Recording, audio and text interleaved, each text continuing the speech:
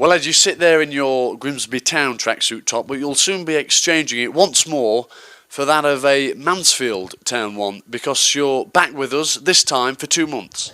Yeah, that's right, yeah. I've been training this morning at Grimsby.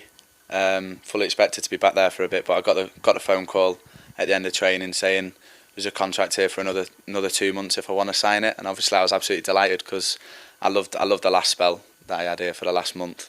So I've driven down now from Grimsby straight after training and signed a contract, so I'm absolutely delighted. Were you a bit surprised because you was originally due to go back, I think? Yeah, I was, yeah. Well, I spoke to the gaffer at the end of the game on Saturday, and he's been pleased with me and wanted to extend the loan, but there was a few difficulties which I don't really know much about. I don't know the ins and outs of it.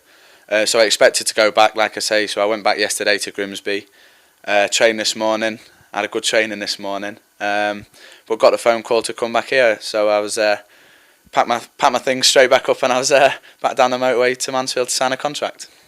You mentioned that there may have been difficulties in re-signing you. Perhaps one of them may be that at Grimsby, at your parent end, there's no manager. That could pose a problem.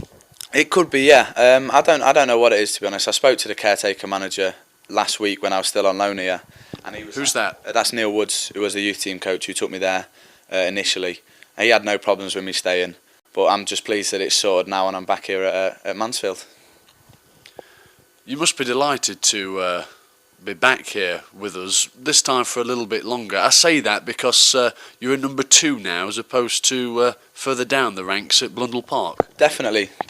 You know, I feel more part of the squad here, you know, being number 2 on match days, you know, warming up in front of the crowd, and, you know, there's a chance of me playing. Again, there's the reserve games as well, like we've got Chesterfield tomorrow, so I'm straight back into it. So definitely, instead of sitting on the bench for reserve games and sitting in the stands for first team games, I'll be out there, I'll be involved with the squad, and there's a chance of me playing first team football, so obviously I'm really pleased with that. What are you learning from Alan Marriott?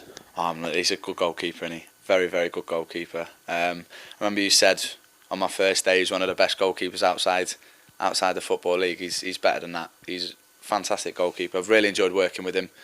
And I'm learning a lot. Watching goalkeepers like that is so good for a young lad learning the game. You know, I was lucky at Grimsby. I was watching Nick Colgan, who's an experienced pro. It was absolutely fantastic. And again with Mazza, he's been about a long time. He knows the game well, and just watching him is fantastic for me. I'm learning a lot. I'm presuming he's a good person to understudy, because you are the number 2, of course. But he's modest in his performances, isn't he? Oh yeah, very modest. Yeah. I mean, you could tell what sort of a bloke he is on Saturday when he gave the penalty away. He was devastated at the end. Didn't really speak to him much after the game, but he's brilliant to be understudied too. You know, as a young goalkeeper, you want an experienced pro that'll help you along, who you can enjoy training with and you can watch on a match day and really learn a lot from. So Maz is a perfect example of that, to be honest with you. Welcome back. Thank you very much.